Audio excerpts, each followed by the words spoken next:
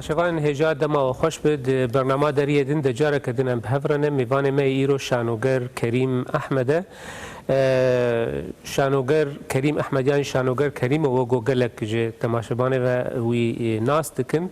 د پرتوک حتی نها چاپ کرنه یک جه درد و درمان پرتوکا پرتوکک شانوی 2007 دل جوشان آپاگ سوئد درکت و پرتوکا دواجی گوتنین سترانان بناو سترانین بدم 2009 دا اوجی جوشانین آپاگ بو اما ایرو لسر تجربه کریم احمد لسر هم لسر شانو نویسینه هم لسر نویساندنا سترانان سر تجربه بگشتی و دوی دما داویه دوان سالان نها بچه مجوله امی ایرو لگوردم تیرامه بکه پیر تکه ناو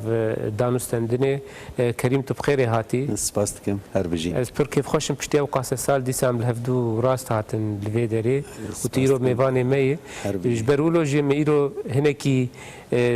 ده پاش دفگرین بینن دمانها و بذی آوای کام پچکی فگرن حسکه و عاموده و دستپیکا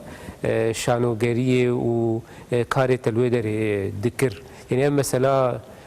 شانو و شانو نیف ساندنه دور شکریمو جکو هات گلک سپاس جبو و میوان پروریات سپاس دکم لی براستیجی مثلا شانو مثلا هنری دناب ما تواده از باورم جبو توایی هنرمند جی ولو درباست بی تایبت جی ملتی کرد گلک تشتی ما نیش که دچید بن ام نزانی یعنی نه پلان کری نه هماش برخواه تنری تشتک جی درکت و جبو مثلا دانو سندنام بشانور و تبلیبونا کار شانوگریه و تبلیبونا کار نیساندنی بلکه پرانی حتی رجایی رجا از وقت هولدان لید نرم لی تشتكي از نزانم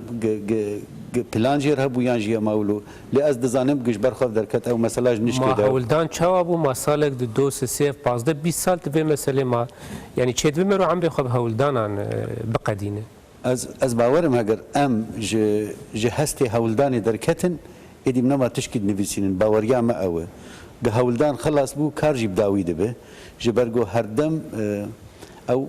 هستی گو تی تشکی باشتر بکه تی تشکی دکه تدبینه تشتک دهندره تد ما تی تشکی دیجید که جار دی تشکی دهندره تد دمینه هر و هر اب هولدانه و از باور ناکم که امش هولدانه دا کبن لی آلیه کنره جی پروژه که دویت وی پروژه آوا بکه دویت بگی انجام که شانوگریا ملت کی وقت ملت کرد بحوجه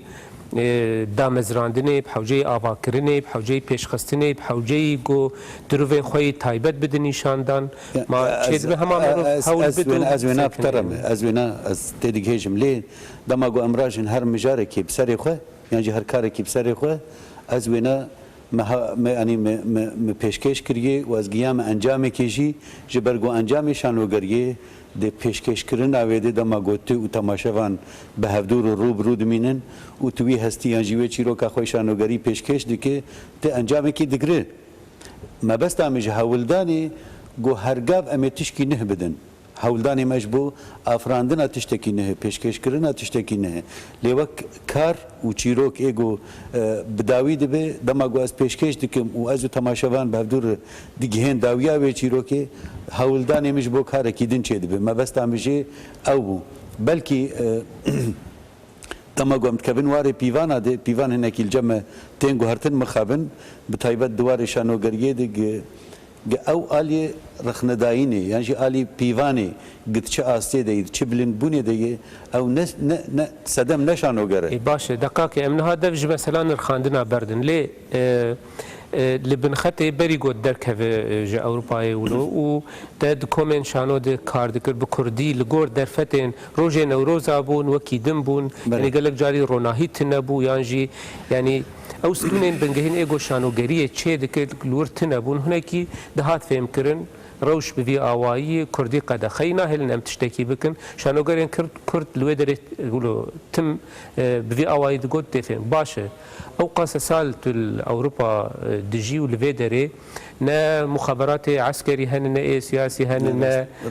تشتكي يعني جبو شانويا كردي كا شانوگرين كرد لاوروبا يشتكن يعني او از بخوازم پیشی وگرم ور جبوگو ام هنکی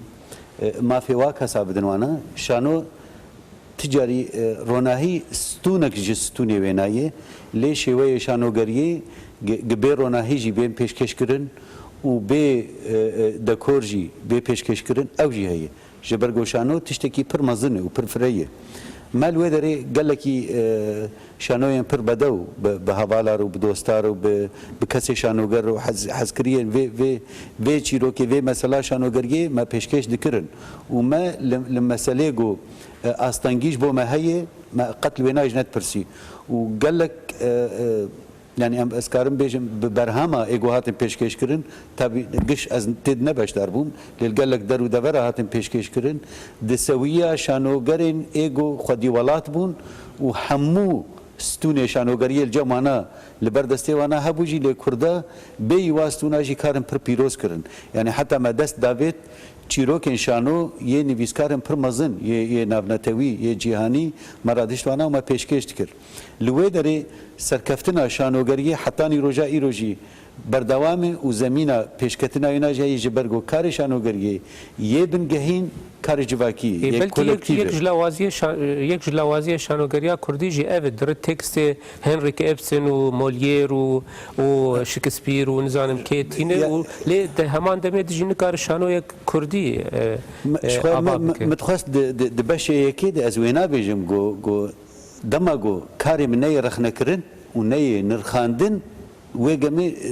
دوی دمه ده نویسکار شانو تننه یعنی وقت نویسکار گه تکست شانو بنویسی چیروکا شانوگریه بنویسینه و شانوگر راجی وی چیروکه و بین سر هولکه دینه او تنید نامه ده اما ده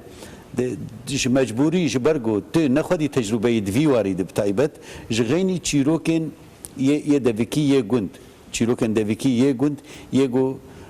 دریا دنگ بیجار دریا چیروک بیجار دهات گوتن و تماشاوان یانجی گهداروان ایگو رونشتی بو اواد سر خود دیمانک چه دکر و پردجیان بروجا دهاتن لی گهدار دکرن و تماشا او فیلمی گوات سر خود چه کریه چیروک بیجره بردوام دکرن ده همان دمیده ده ناب ملت کرده يعني دمك برد دريجه اف شويه شانو هي لي بلكي ما ناب لي نكربو يعني جي لاف لي نهت بكرن جنافي انا شانويه يعني جي سردما ماموزين دما جو هفدود بينن دوي سردما دي شانو غري هبو دما او جوهرتنا ام دف جوا دما بردن تا يعني الوليت بشداري شانوگریان هنه کی دریج دکرن و پشتی گو یعنی مثلا الوی در ادوان سال داوید مبالا خدایت بهتر سکیت شو شانوگریان ولو گله کی کن و یعنی تفگو درفت و روشا لأوروبا خدای گراوی هنه کی زمین یعنی بهتر آماده گویا کار به شانوگریه که باش به کردی پیشکش سبب وی که چون البته والله از بخوای جدو آلیات لید نرم یک آلی کاری شانوگری بخواه کاری کی کولکتیو یعنی هبش اکیبک گروپک پرمزن به هفدور کار دکن ج لیستگوان و ج درهنر و ج حمو آوایی او قال لك زوره و پر زحمت الولات اوروبا هر یک جمال ولات کی یعنی نل باجار کی و باجار کی هر یک الولات کی یگو جوی کاری حز دکن یعنی جد خوازن دوی وارد کار بکن هفیک یادی تر امکارم بیجن شانوگرک دکارد به مونودراما شانوی خو پیشکش بک یعنی وقت کسک تنی لسر هولا کی به ایشا پر مزن د شانوگریه د لګوري گو هات برچاوي مې دماغو مې د سالې پیشي د لویانا و لبرلین و د سه باجار دیجی پیشکش کر صدمه پیشی گو از بهتر گرم نبوم و تید کار بکم تماشاوان بو تماشاوانی می دماغو دهاتن جه نسیبین دهاتن و قامشلو دهاتن و دهوک دهاتن و هولیر و سلیمانیه دماغو می پیشکش دکر چیروکا میش ناف جواتی جواتا گو اج ناف هاتمه يعني تشيروكا شانوغريه بهتر جناف جواكي ما حنك ذكر اي جواتا ما ايجو جواتا من عسكرن دكنيان ويدن جبرجو فيهم نكر بوش قحرر دقريا يعني انت بابو دركبه ويدي تر يجو نزاني بنبكن ونبقري دخورد شو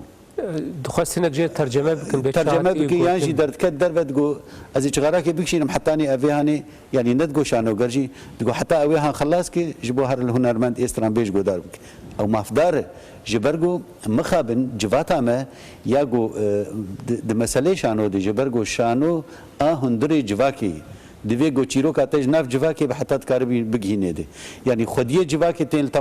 تماشا دکن و تجوانار پیشکش دکه اگر اوستون شکست از باور ناکم شانوگر کارب تشتکی سرکفتی سر هولک پرسگری که شانویا یعنی ام بیجن قرفی یا کمدی یعنی یا همو جرين شانوي يعني دما مثلا قال بكنينه كر يانجي همدينيه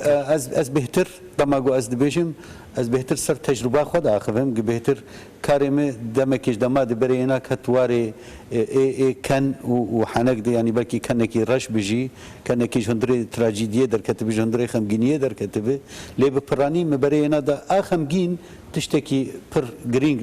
بالا مدکشینه چیروکا خمگین و هستی خمگین هر کس شتفهم دک هر کس کارب تر بگری گزمان نزانه بجی دریا میمیک ولاش و دنگ تونه دنگ ده و دریا باکروند ای موزیکا گوبتر ریه اوهان دهلیک صورت آلی تدک او صورت گبگ هجوینا پیکنوک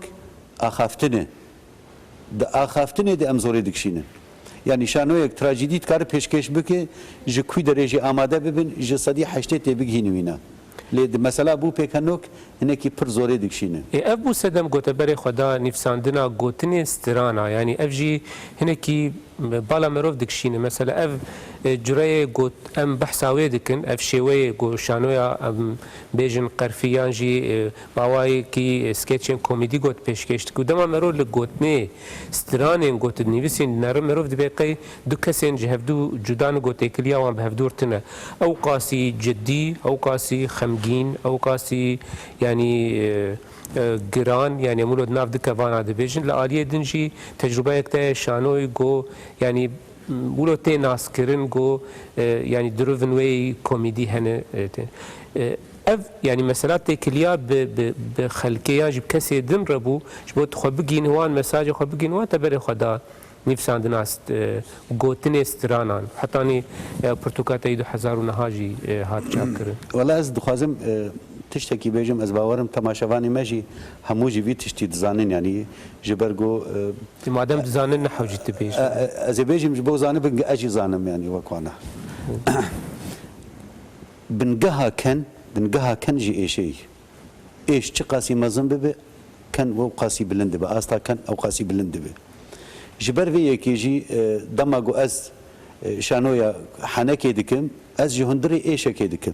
تجاري از مجول نبو مج از روكي روجا دايك وباب وبري خو وخشكي خو ملتي خو بايشينم از قرفكي بوابكم تجاري تشتكي ولو لي ايش عمايك از بي ايشتينم زمان وام بهدور بيت كنن ام بايش اخوت كنن وج ايش اخو ام كني خو درد خينن ابيك دماغو از تيم باليه استراني جبرغو از و بينوس اخو كاغازي از ام دبن اي هفدو يعني او دبي بهتر تايبت منديك ما هندري مي شخصيه جبولو از استراني بري حركه ايش خرد نفسينم واز تشلو بيت حسم يعني دماغو از قامش له يعني شي دركي دي اگر مساله اف ما تنكار ديسا و ايشا مي جو هي دستراني دجيب اوايكي ام بيجن كوميديان جي قرفي درخين شمال ودري جديات وخمجيني هي او بهتر جبرجو ناز استراني دبيجم يعني نا استراني دبيجم يجو في شيوي جستراني دبيجن پر هندكن دنامده يعني ما حاول دداغو از تشتكي ولو بنفسينم كاربن باوايا كي قرفي نزيكي اي شيء ما ببم وبكم استراني وبيشكش بكم هنرمند ديغو في شيوي دبيجن هاند نامده تكليه ما بهدورتنني يعني ام هبدو ام ناجين هبدو مخابن جبر ولوجي شيوي يعني شو ناغو مكاريبو از وی هستی بنویسینم ما ویا ملورد نویسان راستیا هندری ما او بو يعني هناكي گوتنين بيفين سترانين گوت نویسان يعني هلبستي او گو بون ستران بيتر گريداي روشان ها و گريداي شورش يانجي سرهلدان يانجي اف بويرين گو لسوريا ج كري 2 سال سر درباس ببن يعني قومين هناكي قالكي گريداني روشا نهانه يعني باوريات يعني اگر ام بيجن نویسکار یانجی روشنبیر یانجی شانوگر یانجی ستران بیج يعني كارن رولك بليزند مثلا بويرين جو ايرو رو مثلا الولات ما دقه ومن او بخوا يعني بحزار كيلومتر دوري وليد يعني تشتي هري باش جبو ملتي كرد راست او بويه پنابر کوچبر بويه صدي نوطي ويناجي نبدل اخوه جاميري كي جي دو جوينه كي جيغوت جبو بهنك ازادي يعني جبو باريك ناني برومت ترقيه اجولات اخوه لي ايشيوي وتيكليوي ودانوستانديني وينا جولات يك امبيجن بهنكيشي قلت نبوي لي براستيجي وك بلكي وك رخنبه بلكي وك غازن به از دبيجم اف 2 سال جوي ايشي او هنرمند جو بري في ايشي جملت فرتربون دي ايشي دي پر هندك هاتن خويا كرن دنگي وانا پر نزمه او براستيجي مديشينه هولداني قال لك هنرمندا هاني قال لك استرامبيجا نيفيسكارا هلبستفانا هاني دبي وارده لي دما قوتتي برهمي ما وك هنرمند وايشا وي ولاتي دي برهفدو تشتي قوا دايما اش حاجه كرني وش حرمتي وش قدر ما جي صدي يكجي ندايه از براستيجي خمجيني واز بيجم بكنجي از ويناجي نكارم بيجم جبرجو دبي بكرن جري جو تشاوابي از نزانم اللي تنابين يعني جارنا مثلا دماغو هنك دخازن بأوايا كيولو جفي دري يعني جي درفي ولد بأوايا كي راست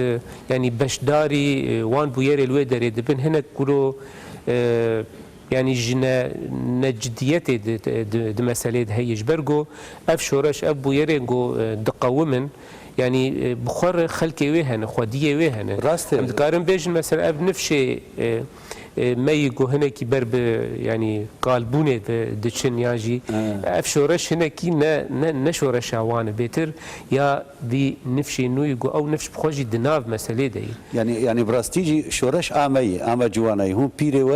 بيرو كو خوشبر ما بدنا عليه ما قال لك تشتي باش بورتي سبي وحمو فات خص ناف جوانا قال لك جواني وقت مو بور سبي هنا دماغو ام تشتكي تاني زانبن استخازم هركس فينا زانبه و بي باور بشي شورش دماغوتي هر تشتي بخرتينه هنرمندي خو بخرتينه شورشگري خو بخرتينه نويسكاري خو روشنبيري خو روزنامه‌واني خو حتى سروك ريبري خو بخرتينه يمزن گرك بدلكي پرفره و پر جاميرتي تجربه خو اصاله آلیه باش پوزیتیف پیشکشی واجوانا بکه ولدو واب مشه تشتکی جی پی و بکه تنیه تنه جبو جوانی مگ ایرو روش ام لپشتا وانا بن و ام تجربه خو پیشکشی وانا بکن ام بیجن تجربه ما جوی حتی وینا بو تشتی گوبکری و تی کرم بکن ابالیک آلیه دین از خوازم تشتکی دیجی بیجم جبوگو ام جداهیه نخناف في مسئله ده هگر جواني ما نكاربن سودي فيدي جي تجربه ما بكن نهتشتا بيجن امي بجربينن از باورناكم او جي بسر كفن قرك ام هفدو تمام بكن يعني تجربه ما تخرجنا جوانا در خصناها لا از خوازم جارنا تجيب هناك بير ببن باشه اجبرگو الفيدر دماغو مسألة ام جوان نبيسكاريان روشنبيري جو جنفشه كي دنن الدرفي ولد دجين ام جوان تشتنا تخازن جو بأوايا كي ورو اكتيف دناف مسألة دنا حس جارنا وك كشاندنا يعني جي دست دريجيه يعني او حقي هنا قادنه او جيه جو اف كسي اول ورد كن بوان بباراست اول ورد كن ليه تشتغو از بيجم دماغو ام جسدي صد باورن ام ولاتي مد هندري مد ما يوم هاتنفر يعني بلكي ام هندري ولات دركتنه لي او باوريام بهمو ملتي ما هي يقول دربي ولاتن ولات هندري وادي وروكيز روجاجي هندري درنكتي ليه مسألة حسيه يعني خمناك هنرجش قوي هنرجش سر عردات براتيكيه دي مسألة هناك مبالغات في مسألة تنه دماغو از باورناك مش برجو هنرمند دماغو دناف صلاة درباس دبي خدي تجربه دبي خدي وقت بيجي ديروك دكاره دماغو بچكي خو بيشيني دكاره بكي و دوی پیشکش بکه وی هستی خو جبو وی ملتی پیشکش بکه بیجه اف هستی منه دریا سترانه کې ربه دریا هلبسته کې ربه دریا نیفساندنه کې دبه د چي واری دبه برابر به جبرګو عملت به حوجه تجربه وینایه از دما گود بیجم برابر همی خو پیشکش بکه از بیجم برا تجربه خو تخ شیوه کی بک بخچک کو تخ دستی وی جوانی دماغو برهمداری هبه با اوای کی نورمال خو اف مثلا دار یعنی چه حوجی گوت هند جه بخوازه تبل سیاست روزانه به تبل کار روزانه به یعنی مثلا ام بیجن دما شانوگرک کرد شانویه که است بلند شانویه که باش پیشکش بکه وش بو کرداوی کاری باش بکه او با اوای کیش اوایان یعنی خدمتا به شورش اگو ایرو دار دکه یعنی او علیه وینا هی لی دیتایم پر بچوک یعنی خط زراف پر بچوک ده هندره روزانه دهنه ده هندره روزه دهنه ام بیجن اف 2 ساله گو در باس بویه دو هر 2 ساله ده جار هنر هگر سترانک بجی اگر سترانک بجی دوی مشیده دماغو بدنگ بمزنبونا دنگ تکنیکی ملت و جوان گهدار دکن گلک هستن ایگو دهندره وانا دو شارتینه بلندکه آستاوینا بلندکه ستراند به کار بله پرسا مشتوک شانوگره که شانو چاواد کار به بی کاری بکه شانو بلکی می بحثا شانو نکری من نگوتی افتشتی روزانه لی از بخواه هول ددم ده مسئله روزانه ده با آوای سکیچ پیشکش بکم موجود ریا روناهی تیویره هیویه میجی اون گاز کاربم تشتی روزانه ایش روزانه و سرکفتن روزانه با آوای کیش آوایان وک هنر پیشکش بکم لی ادخوازم تشتکیدم بیجم جبوگو گل کس از باورم وشاش مفهم بکن هنر جبومه د داویده یعنی وقت به داستاوی هری داویده هنر چه بویه جبو کیف خوشیا مروف جبو دل خوشیا مروف یعنی امجی ام نابیجن که امی حمو بارال سر پشتا هنری بکن از ویناجی نابیجم لی از بیجم دکار رول کی بلیزه دکار رول کی بلیزه جبو هنتشتا یعنی دماغو ام آگر به ازنگا دخن ام آگر شخور رولا خود لیزه لی جار به حوجه بای کی سفکی جی گو آلیکار به آگر او آگر گور به و درودور آخوا گرم بکه ام پفت کنه ده ام باله دکن ام هنر جبو شورش گلک جرا ده به باوشین جی گرک ام ویناجی زانه بین تاویگو از جار دیجی دی بیجم تاویگو ده هندره شورش بخواد جی هنرمند دیویجه درد کبن و بلکی جمع بهتر کارن خوابین زمان یعنی خواب پیشکش بکن وکو کرد الروجاوا حتی چرا ده بگو نرخاندنا تو شو پاندنا ته ام مثلا هانه بیکتی یعنی اگر دوار نویسکاریه ده به شانوگریه ده به استران بیجیه ده به از باورم لگوری روشا ایلو اف خرجرا گو امتدنه یعنی مثلا نگه ما نل سر عرده کیه یعنی باوای بهترم کتنه تحتو لکا که امی نگه خودین کوی داره و نگه مل کوی داره به اولی بهتر استران رولا خوالیست یعنی استران رولا خود لیزه مثلا شانو و چیرو کدن او هنکی آرامی جر پیوسته بدنگی جر پیوسته دماغو مرو بگی انجام کی خاصم تجربه هین لداره یعنی هین به انجام نبویه هینا به انجام نبویه یعنی ته نزانی بهته چه د چیرو کا خوی شانوگریه دی بیجه تکاره تشتم بچوک وک مگوت روزانه تکاره بیجه یعنی خزکی روزانه تی بیجه لی وک شانو او به حوجه آرامی کیه انجام کیه کاتب چه انجامی درکوه تشتی حری باش ام بشدار ببن بشتر به موک شانوگر ام روننین نل بنده بن حنا انجام کوره ام بوانا ربن گو ام بگین و انجام گو ام جید خواست اجید خوازم ولاتکی آزاد ولاتکی آرام جواک سربست گاز روزه که روزه حرم خامشلو البجاری هلیلی که چه بومه هیویه می گو از روزه که روزه شانو لهلیلی که پیشکش بکم به سربستی بیگو بلکی از ند ترسیا دمان پیشکش کرد برگو مت پرووا ده ترسا خودش کنند ایگو ده هات متماشا جد کرد ترسیا از خوازم اوجی نترس دمان متماشا بکی از دوی هیویه دمه لی جبوگو اف هیوی پیکواره گره که اجی پیرب اجی جبو هیویه خود کار بکن بوینار و اوجی دخوازه جبوگو بسربستی ناوی دکانا خو بک نسرین و بک شیرین و بک روکه او جيش بو وينادك ودداوي دي امش بو مثلا نتوي اخوي هستي نتوي وك ملات وك ولات داویدان بو الی افتشتی بچوک یگو ولات آباد کرد. دوی درباره دهنه کی چند استراتژی چند هنرمند باورد کم دورا 4 ستران حتان ها لسر وام بویرن به داوی قومی نهاد وک نمونه جه اگر به بیراتا گوتن استران داوی جه كير تشيكري او جوتن يعني حتى ها چند ستران يعني يعني نها ستراني جوهاتن تومار كرن وتين جوتن د 4 سترانن 5 سترانن آشا شاجي نها آماده دبي دفاع حرد وروجاده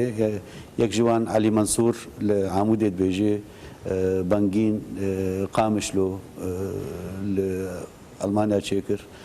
شيرو بطي وزهير جميل وروج علي وياسمين شاشو لألمانيا تشيكرن سترانا هون هروها وك هالبست سي فيديو كليب وكليب وك هالبست تشيكرن جبو شهيدا جبو غازي كرنا براتيه وكبيه جبو شهيد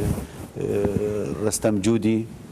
نهاجي سترانا قدنا دستي مدي او جنابينا هماولويه چند گوتنین وی هگر بین بیراتا وک نمونه تجمر ببیجن او بخوا جبو شهيد ميمزن رستم جودي من بيساندبو صورت كيوينا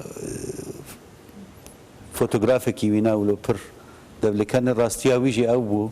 دناف شردجي هردم كان يوينا نافدار بو شخو حوالي مي شربان حموجي تكنن روي كيواي برغه جبرغو ازادن يعني امجارنا تحسدن واناجي لي او كان يوينا دوي صورتي دقال لك بالام كشان دجا تريمغو هماولو بهنا ازاديش كان يويتي وهم اولو دبر ناس ودنگ بيجيري هم اولو كيفا يزدان جيرتي وهم اولو دبر فلسفه يا اخي هم اولو اواز هنرمند بنگين دانيه وهر وهاوي اوجي بيجي وب وك برودكسيون وروناهي تي في وك فيديو كليب پیشکش بکه بهویمه يعني نها برهم داريات مروف بلا خود دي هم دالي شانود وك سكيتش يعني في كن وبقشتي بيتر تني ياجب كسكي دو كساره و غوتنين سترانا يعني بفي اوين هات حردو تكليا فان حردو آليان يعني شبيفي قول جم كريمو دجين هفدو تكليا وان بهفرت شيه يا ستراني وسكيتشي بله از باورم او كرت كرنا مجاراي يعني مجاري جو قال لك كاجير دبي از هول ددم كرت بكم يعني نهاجي كاركي مي نافينا راديو ولو غوتي وك سكيتش درونا هي تي فيديو بيش كشكرن از وما مست برزان شاسوار وچكدار كردي وهوال عثمان وقال لك نفيسكار وشانوغر وتبليفي به پروژه ما یعنی جوی برنامه ما ببند دمی پیشته ام دوی هول دان دیدن لی هرگاف تشتیگو لبردستی میه ام خوجه ماستر نکن ایرو روش ام کارن اول لبردستی ما هی اب امکان هنه گرک ام ویناجی بکار بینن ام بیجن ایرو اب می وینا بک برسامنا داویش برگو دما مجید قد تخمین دک تکنگی الهلالی که ود اتمسفر كله آزاد تكارب وكشانو غيركي كرد سربستي لبيشيا خلق قامش لو خلق هليلي خلق مي ودري شانو يا خو بيشكش بك تخمين ما او ترسكي بتشوك نظام دي قم او ترس كشت اسكارم سبجير مثلا از ترس او امادنه ناطرسن كان جزهرم بيشكشي بكم ازانم ويورن الم تماشا بكن بين هدار بكن از هنا كيف حوجي ميراني مكاز بنر او كان يشارب بزير يعني مثلا لبنده بنقو ميراني بيته بلكي دمك دريج بسالاك يعني او شيء ازب حسرت اخوارم ايج مشيتر الويدري شان واخو بيشكيش بكن ودلي ملتي خوش بكن وامج الفيد الوابنر وامج ترسا خد بمرن تشكيلتني اذا باش حتى ترسا تهر امجي ب هيفي جو او ترس نمينه ام خاطر خواج تماشاوان بخوازن گلک سپاس بو قال سپاس جبو واجي سركفتي جبو دريه واجي لم ناس نكر كي جادري تقو دريه دن ملسي دريا خص حياز قيام دريه دن تم دريه وجي ادبيات شانو غريه هنري هربجي نفساندنه نرخاندن و رخنکرینه دوباره سپاس بو هاتنا تا برنامه قال لك سپاس بو تماشاوان اجي سپاس بو واجي تماشاوان هجا حتا برنامه کدن هم من خير و خوشیه ده